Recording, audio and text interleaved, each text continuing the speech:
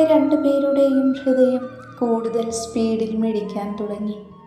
എന്തുകൊണ്ടോ നന്ദുവിന് അവൻ്റെ കണ്ണിലേക്ക് നോക്കാൻ പ്രയാസമുള്ളതുപോലെ. അത്രയും തീക്ഷ്ണതയോടെയാണ് അവൻ നോക്കുന്നത്. താൻ പിടിച്ചു വെച്ച അല്ലെങ്കിൽ മനസ്സിൽ ഒളിപ്പിച്ചു വെച്ച അവനോടുള്ള ഇഷ്ടം പുറത്തേക്ക് വരുമോ എന്നവൾ ഭയന്നു. ഡാനിയുടെ അവസ്ഥയും മറിച്ചല്ലായിരുന്നു. അവളുടെ മൃദുലമായ മാറിടങ്ങൾ അവൻ്റെ നഗ്നമായ നെഞ്ചിലമർന്നതും അവനിൽ വല്ലാത്തൊരു തരിപ്പ് പടർന്നു. അത്രയും സോഫ്റ്റാണ് അവിടെ എന്നവന് മനസ്സിലായി. അത് തൻ്റെ കൈകൊണ്ട് ഞെരിച്ചുടക്കാൻ അവൻ കൊതിച്ചു. കുറച്ചു സമയം ഇരുവരും ഒന്നും മിണ്ടാതെ അങ്ങനെ തന്നെ നിന്നു.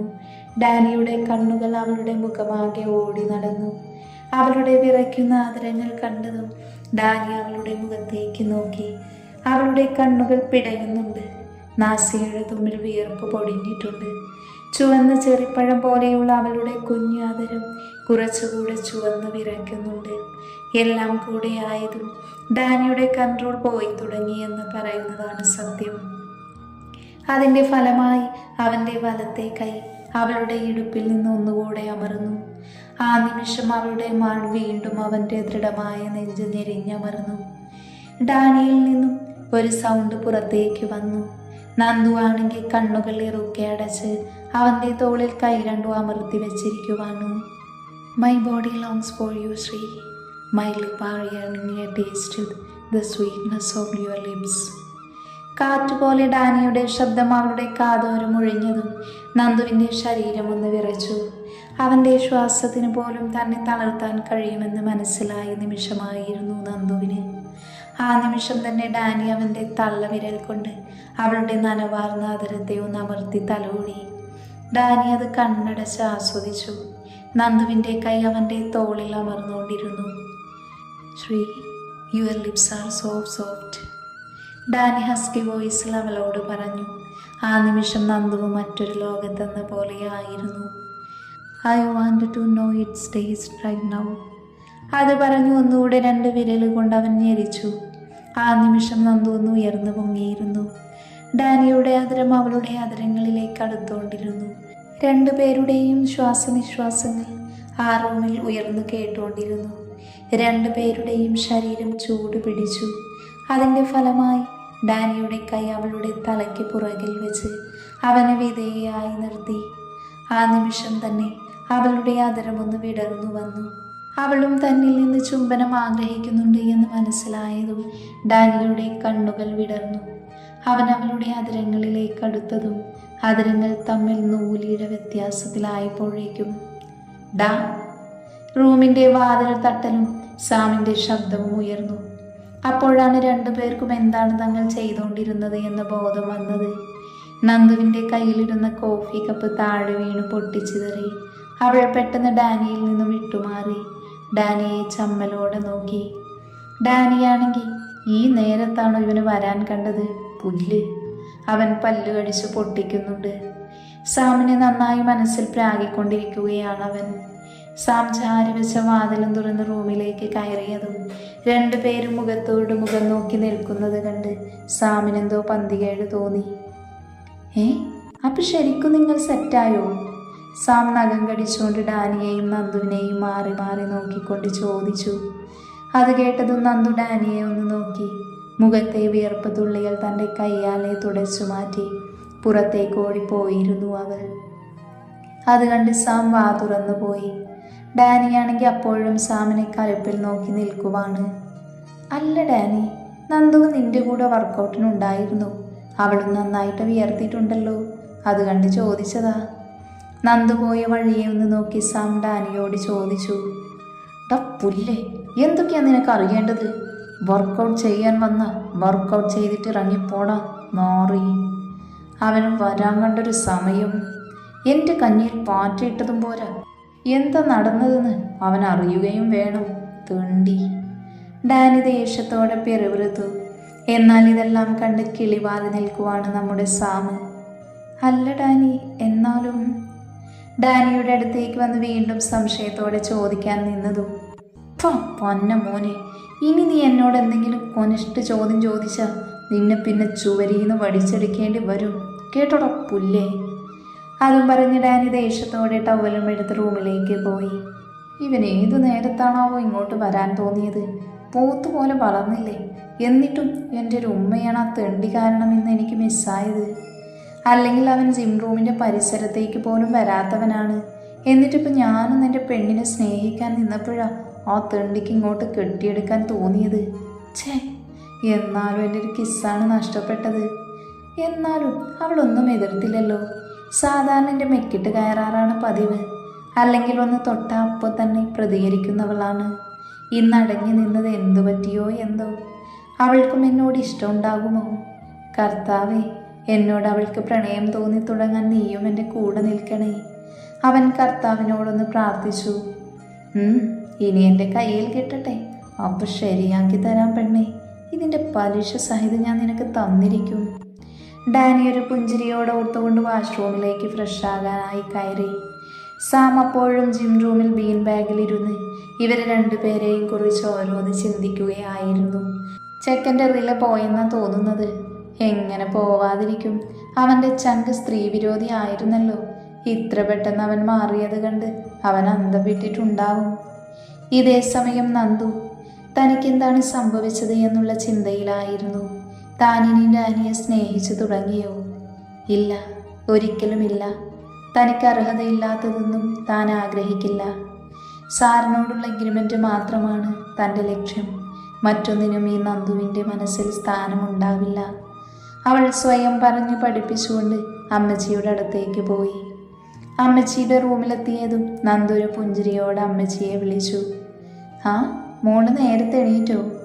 അവർ വാത്സല്യത്തോടെ അവളുടെ തലയിൽ ഒന്ന് തഴുകിക്കൊണ്ട് ചോദിച്ചു. അവർ ചായ കുടിച്ച് ചുമരിൽ ചാരിയിരിക്കുമായിരുന്നു. എണീറ്റമ്മച്ചി, ഞാൻ ഇന്നും നേരത്തെ എണീക്കാറുള്ളത്. രാവിലെ ഭക്ഷണം ഉണ്ടാക്കിയിട്ടാണ് ഞാൻ പുറത്തേക്ക് ഇറങ്ങുന്നത്. രാവിലെ തന്നെ എല്ലാം റെഡിയാവണ്ടേ, എന്നാലല്ലേ എനിക്ക് ഓഫീസിലേക്ക് പോവാൻ പറ്റൂ. ചിരിച്ചുകൊണ്ട് പറഞ്ഞു തുടങ്ങിയ നന്ദുവിൻ്റെ ശബ്ദം അവസാനം നന്നായി ഇടറുന്നുണ്ടായിരുന്നു. തൻ്റെ അനിയത്തിമാരൊക്കെ ഓർക്കെ അവളുടെ നെഞ്ചമൊന്ന് വിങ്ങി. മോൾ അനിയത്തിമാരെ നന്നായി മിസ് ചെയ്യുന്നുണ്ടല്ലേ? മോൾക്ക് അങ്ങോട്ടേക്ക് എപ്പോൾ വേണമെങ്കിലും പോകാലോ. ഇവിടെ മോൾക്ക് ഒന്നിനും ഒരു കുറവും ഉണ്ടാവില്ല. ഒന്നുകൊണ്ടും പേടിക്കേണ്ട. നിനക്കെല്ലാ കാര്യത്തിനും ഈ അമ്മച്ചി ഉണ്ടാകും കൂട്ടിന്. മേരി അത് പറഞ്ഞതും നന്ദൊരു പുഞ്ചിരിയോടെ തലയാട്ടി. അപ്പോഴാണ് അവളുടെ ഒഴിഞ്ഞു കിടക്കുന്ന സിന്ദൂരരേഖ കണ്ടത്. മോളെന്ത് സിന്ദൂരം തൊടാത്തത്? മറന്നോ? അതിനവളൊന്ന് ഇളിച്ച് കാണിച്ചു. അയ്യോ, കൊഞ്ചാതെ പെണ്ണേ. അതെ, മോൾക്ക് വല്ലാത്തൊരു ഐശ്വര്യമാണ് സിന്ദൂരം ഇട്ടാൽ. അത് എപ്പോഴും മോളുടെ നെറ്റിയിൽ വേണം. അതിന് നിറഞ്ഞൊരു പുഞ്ചിരിയായിരുന്നു മറുപടി. ഇന്ന് രാവിലെ അമ്പലത്തിൽ പോകണമെന്ന് ഞാൻ ഡാനിയോട് പറഞ്ഞിരുന്നല്ലോ. മോള് പോയി വേഷം മാറി അമ്പലത്തിലേക്ക് പോവാൻ റെഡിയാവ്. അവൻ മറന്നുപോയിട്ടുണ്ടാവും. അങ്ങനെ അമ്പലത്തിലൊന്നും ഇതുവരെ പോയി ശീലമില്ലല്ലോ. അവനോട് ഇന്നലെ ഞാൻ രാത്രി തന്നെ പറഞ്ഞതാണ് മോളെയും കൂട്ടി പോവണമെന്ന്. മോളോട് പറഞ്ഞില്ലേ അവൻ? മോളി ചെന്ന് പറഞ്ഞാൽ മതി, അവൻ വരും. നന്ദു തലയാട്ടിക്കൊണ്ട് പോകാനായി തിരിഞ്ഞതും അമ്മച്ചി വീണ്ടും വിളിച്ചു. മോളെ, എൻ്റെ കുഞ്ഞിനെ വെറുക്കരുത്. അവൻ്റെ സാഹചര്യം കൊണ്ടാണ് നിന്നെ നിർബന്ധിച്ച് വിവാഹം കഴിച്ചത്. അതിൻ്റെ പേരിൽ അവനെ വേദനിപ്പിക്കരുത്. അവൻ എന്തായാലും മോളെ വേദനിപ്പിക്കില്ല, അതെനിക്ക് ഉറപ്പുണ്ട്. നിറഞ്ഞ മനസ്സോടെ തന്നെയാണ് അവൻ മോളെ മിന്നുകെട്ടിയത്, അതെനിക്ക് ഉറപ്പാണ്. അതുകൊണ്ട് മോളും അവനോട് ദേഷ്യം കാണിക്കരുത് കേട്ടോ. ഇല്ലമ്മച്ചി, ഞാൻ കൂടെ ഉണ്ടാവും. നന്ദു അത് പറഞ്ഞ് നേരെ മുറിയിലേക്ക് ചെന്നു. എന്തോ നന്ദുവിന് ആ പാവം അമ്മച്ചിയുടെ മനസ്സ് വേദനിപ്പിക്കാൻ തോന്നിയില്ല. അതുകൊണ്ടാണ് അവൾ അങ്ങനെ ഒരു മറുപടി കൊടുത്തത്. അവൾ ഓരോന്ന് ആലോചിച്ച് റൂമിലേക്ക് കയറി ചെന്നപ്പോൾ ഡാനി അവിടെ ഇല്ല എന്ന് അവൾക്ക് മനസ്സിലായി. അപ്പോഴാണ് വാഷ്റൂമിൽ നിന്ന് വെള്ളം വീഴുന്ന സൗണ്ട് കേട്ടത്. ഓ, അങ്ങേര് വാഷ്റൂമിലാണല്ലേ, അവൾ മനസ്സിൽ പറഞ്ഞുകൊണ്ട് നേരെ ഡ്രസ്സിംഗ് റൂമിലേക്ക് കയറി. ഷെൽഫ് തുറന്നു നോക്കി വല്ല സാരിയും ഉണ്ടോ എന്ന്. അപ്പോഴാണ് ഒരു പിങ്ക് കളറിൽ ചെറിയ രീതിയിൽ വർക്ക് വരുന്ന അടിപൊളി സാരി കണ്ടത്. അവൾക്ക് ഒറ്റ നോട്ടത്തിൽ തന്നെ അത് കൂടുതൽ ഇഷ്ടാവുകയും ചെയ്തു. അവൾ അതിൻ്റെ ബ്ലൗസും എടുത്ത് വേഷം മാറാൻ തുടങ്ങി. നന്ദു വേഷം മാറി മുറിയിലേക്ക് വന്ന് കണ്ണാടിയുടെ മുന്നിലായി നിന്നു. അപ്പോഴാണ് കുളിയഴിഞ്ഞു മുണ്ടും നന്ദുവിൻ്റെ സാരിയുടെ കരയുള്ള ഷർട്ടും ഇട്ടുകൊണ്ട് ഡാനി പുറത്തേക്കിറങ്ങിയത്. പുറത്തേക്കിറങ്ങിയ ഡാനി നന്ദുവിനെ ആ വേഷത്തിൽ കണ്ട് കണ്ണെടുക്കാതെ നോക്കി നിന്നുപോയി. നന്ദുവും അവനെ ആദ്യമായിട്ടാണ് മുണ്ടും ഷർട്ടും ഇട്ട് കാണുന്നത്. അതും രണ്ടുപേരുടെയും ഡ്രസ്സും ഒരുപോലെ. അവൾ അതോർത്ത് തറഞ്ഞു നിന്നു. അവന് മുണ്ടും ഷർട്ടും നന്നായി ചേരുന്നുണ്ട് എന്ന് അവൾ മനസ്സിലോർത്തു. പെട്ടെന്നാണ് അവൾക്ക് ബോധം വന്നത്. അവൾ ആ നിമിഷം തന്നെ അവനിൽ നിന്ന് നോട്ടം മാറ്റി മുടി കുളിർപ്പിന്നലിട്ട് സിന്ദൂരച്ചെപ്പെടുത്തു. അപ്പോഴാണ് ഡാനി അവൾ സിന്ദൂരം തൊടാനായി സിന്ദൂരച്ചെപ്പെടുക്കുന്നത് അവൻ കണ്ടത്.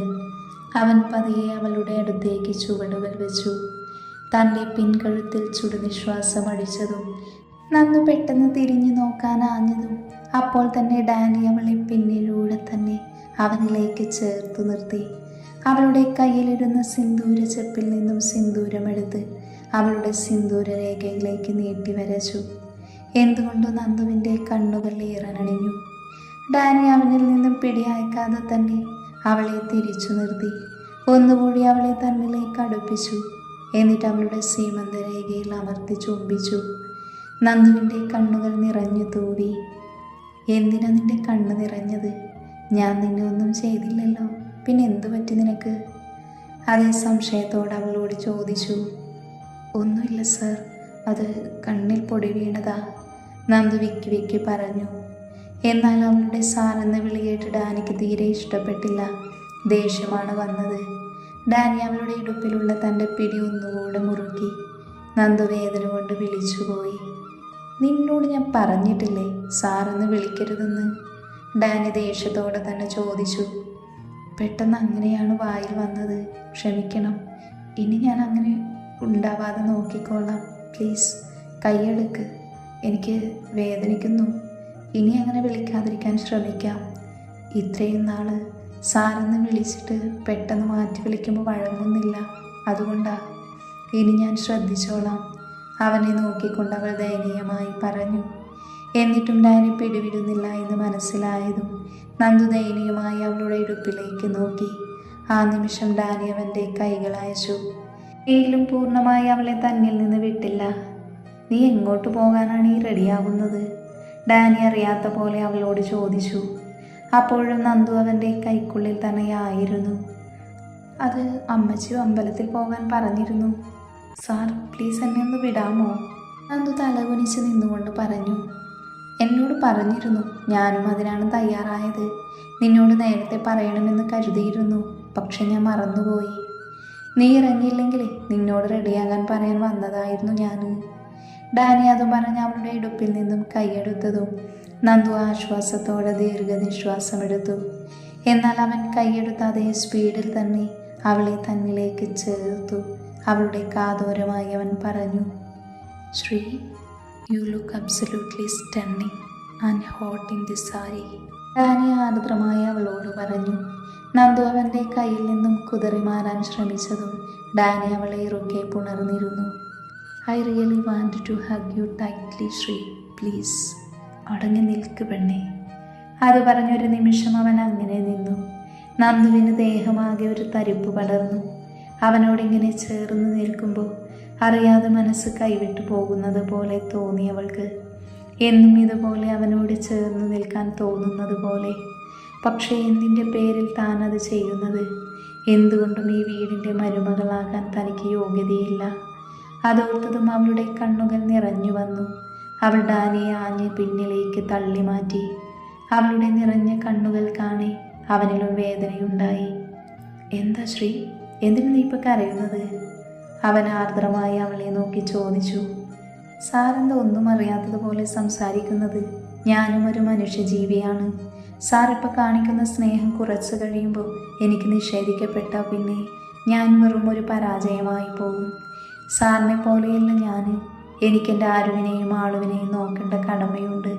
അവരെ പഠിപ്പിക്കേണ്ടതും നല്ലൊരു വീട്ടിലേക്ക് കെട്ടിച്ചു വിടേണ്ടതും എൻ്റെ കടമയാണ്. അതും സാറിനെ പോലെ പൈസ ഇല്ലാത്തവരാണ് ഞങ്ങൾ. അപ്പോൾ അതിൻ്റേതായ ബുദ്ധിമുട്ടുകൾ ഉണ്ടാകും. അതുകൊണ്ട് ഞാൻ ചതിക്കപ്പെട്ട അവരെയും അത് ബാധിക്കും. അതിന് ഞാൻ തയ്യാറല്ല സാർ. ഞാൻ എത്ര വേദനിച്ചാലും എനിക്ക് പ്രശ്നമില്ല. പക്ഷെ അവർ വേദനിക്കുന്നത് അതെനിക്ക് സഹിക്കാൻ പറ്റില്ല സാർ. എനിക്ക് മറ്റാരുമില്ല. അതുകൊണ്ട് സാർ ദയവ് ചെയ്ത് എന്നിൽ നിന്നും അകന്നു തന്നെ നിൽക്കണം. Please sir. സ്നേഹം കാണിച്ച് പറ്റിച്ച് ചതിക്കപ്പെടാൻ ഞാൻ തയ്യാറല്ല. നന്ദു ഇടറുന്ന ശബ്ദത്തോട് അവനോട് പറഞ്ഞു നിർത്തി. എന്നാൽ ഇതെല്ലാം കേട്ട് ഡാനിക്ക് ദേഷ്യമാണ് വന്നത്. അവൻ്റെ മുഖം വലിഞ്ഞു മുറുകിയിരുന്നു ആ നിമിഷം.